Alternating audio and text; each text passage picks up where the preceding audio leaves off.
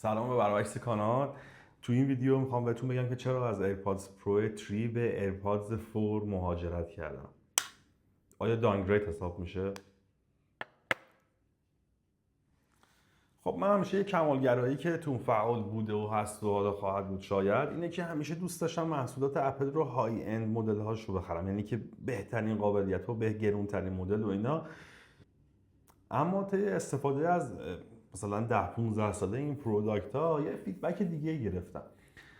میخوام به این ویدیو بهتون بگم که چرا از ایرپادز پرو 3 به ایرپادز 4 مهاجرت کردم، با اینکه کلی قابلیت از دست دادم. شاید دانگرید حساب بشه ولی به نظر من نمیشه.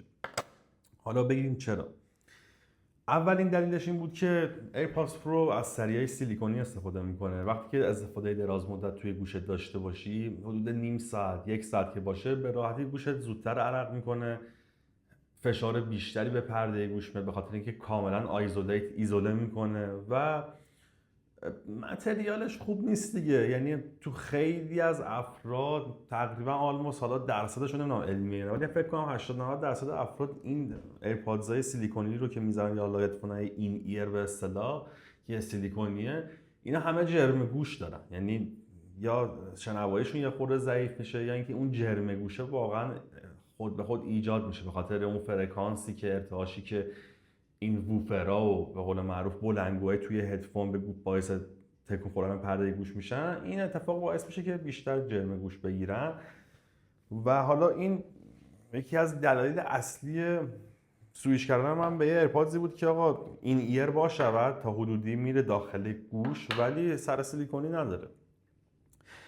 و به طرز معجزه آسایی من وقتی رفتم خونه که از فامیلام تست گرفتم ایرپادز پرو، چون همیشه پرو داشتم، پرو 1 2 3، دیدم آقا چقدر کیفیتش خفن‌تره، چقدر کوالیتی موزیکا چه باس قوی تری داره. اصلا انگار نشستی تو بی ام و هارمن کاردن گذاشتم برات. یعنی در این حد گفتم عجب اسکمی بوده ایرپادز پرو 3 با اینکه پرایس تگ بالایی داره، قیمت بالاتری داره، ولی این کوالیتی رو نمیده.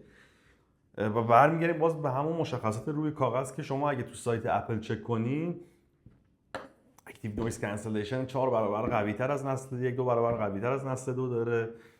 ترانسپرنسی، نمیدونم حالت لایف ترانزیشن، سنسور ضربان قلب، کالری تو راحت‌تر محاسبه کنه. یعنی نه که حتی اگه اپل واچ نداشته باشی یه سنسوری داره که روی گوشت که میتونی حالا توی کوه و پیاده روی و هر چی استفاده کنی به جز شنا. این یکی از دلایلی بود که آقا من سلامت گوشم بهتر بمونه، کیفیت موسیقی بهتری رو داشته باشم، تجربه کنم. مهمترین چیز توی هدفون همینه دیگه. یعنی حتی شماره یک ببخشید میتونم بگم که چیزه کیفیت موسیقی یه نابتر و بهتر، باس قوی‌تر. شماره 2 عدم سر سیلیکونی بودن. و حالا یه سری چیزا هم هستش که شاید من OCD و وسواس فکری گرفتم یا زیاد بهش فکر میکنم، اینه که کیس ایرپادز پرو 3 U1 چیپ داره، اولترا بند، یه فرکانسی همیشه از خودش ساطع میکنه که واسه فایمای و اینا بتونه پیدا کنه. پشتش هم حالت مکسیف داره که اون فویل پیچی مغناطیسی که واسه شارژ بیسیم و آهن ربایی بودن که بچسبه. خب اینا یه سری ارتعاش و امواج اضافه است که شما همیشه میگم طولانی مدت از صبح تا شب بذاری تو جیب شلوارت، یه فرکانسای بدن میگیره، چسبیده به بدن دیگه. من دوست نداشتم. ایرپادز 4 بدون ANC یعنی اکتیو نویز کانسلیشن شما اگه بگیرین، حتی مکسیف هم نداره، یعنی شارژ بیسیم هم نداره. یه کیس خامه، فقط موقعی که میخوای پیر کنی دابل تپ میکنی، دوبار با انگشتت میزنی رو، یه صدای ریزی میده، به هیچ شما نمیتونی صدایی ازش از این بشنوی. که کارش فقط شارژ کردن دیگه، مثل کیس ایرپادز پرو 3 نیستش که حالا کلی چیز اضافه داشته باشه. این هم یکی از دلایلش بود.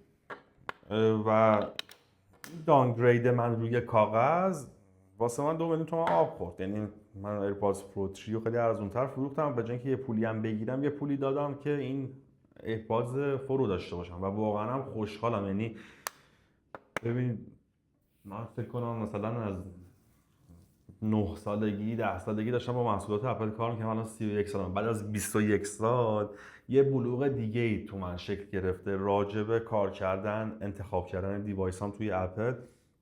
من الان با مکبوک ایر M5 و ایرپادز که جالبه اینا هر تقریبا جفتشون بیس مدل حساب میشه اگه مکبوک ایر رو مکبوک نو رو حساب نکنی که تازه اضافه شده. اینا بیس مدله و بهترینه. و من سوال شد آقا حتما تو لازم نیست بدی 16 اینچه پرو کانفیگ بالا بگیری، ایرپادز پرو 3 فلان بگیری. خیلی حال میکنن ولی واسه من اینا بهتر جواب میده honestly واقعا. خب در آخر میگم که واسه چه چیزای ایرپادز پرو 3 دلم تنگ شده. واسه کیس بزرگتر و سنگین‌ترش اصلا تنگ نشده. این خیلی قابل همتره، خیلی گوگلی‌تره، بالاتره، سبک‌تره. واسه چه چیزیش تنگ شده؟ هیچ چیش راستشو بخوای. نه کیفیت صدای خوبی داره در مقابل این سر سیلیکونی بودنش که گوش منو خیلی اذیت میکنه. چون من پادکستای یکی 2 ساعت 3 ساعت تو روز باید گوش بدم، حالا صرفاً جدا از موزیک مدت زمان زیادتری از ایرپادز استفاده میکنم. این خیلی با گوش من راحت تره و اکچولی در واقع همون یه ذره صدای دور و اطراف شنیدنم چیز ترت میکنه، کانشس اورترت میکنه. یعنی حالا حواست هست به دور و برم، اینجوری نیست که بری غرق شی تو موزیک و پادکست و اینا. بالاخره باید بفهمی دور و برت چه خبر.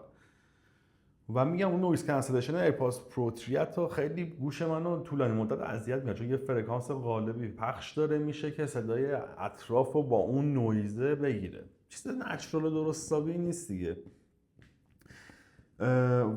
تنها چیزی که دارم واسه ایرپادز پرو 3 تنگ شده که ای کاش توی نسخه ایرپادز 5 اضافه بشه، همین والیوم کنترل. یعنی شما اینی که میذاری تو گوشه، انگشتتو مثل ترک پد موس میکشیدی پایین، ولوم داون میکرد، موزیکو کم میکرد، برعکس بالا موزیکو زیاد میکرد. و این قابلیت این تو نیستش، خیلی اذیت کننده است واسه من.